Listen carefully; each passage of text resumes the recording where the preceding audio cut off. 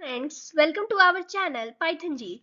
I'm your host Soumya and I'm super excited to introduce our new series on subject system and software development. In this video, I'm going to introduce the key topics which we are going to cover in this series. So let's get started and make sure to like, comment, share and subscribe for more content. And if you have any question, please let me know in comment below. So, this series is divided in 4 parts: Unit 1, 2, 3, and 4. So, let's explore these topics individually. In Chapter 1, we have following topics: Introduction and basic concepts of system, elements of system, characteristics of system, types of system, system analyst, roles and responsibility of system analyst, and skills of a system analyst.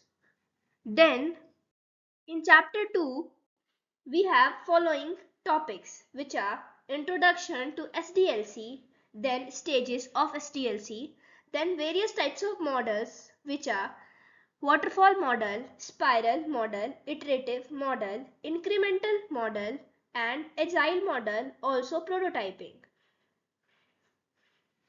Followed by chapter 3.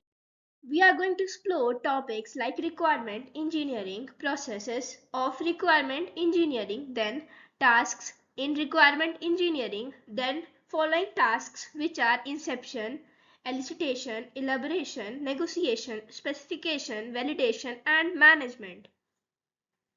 We will discuss these tasks in detail.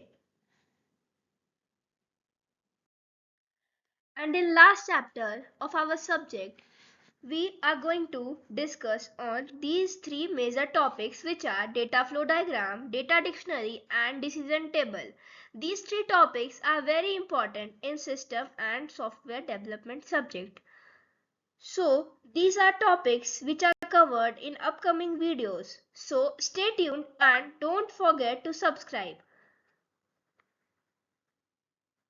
See you soon. Bye bye.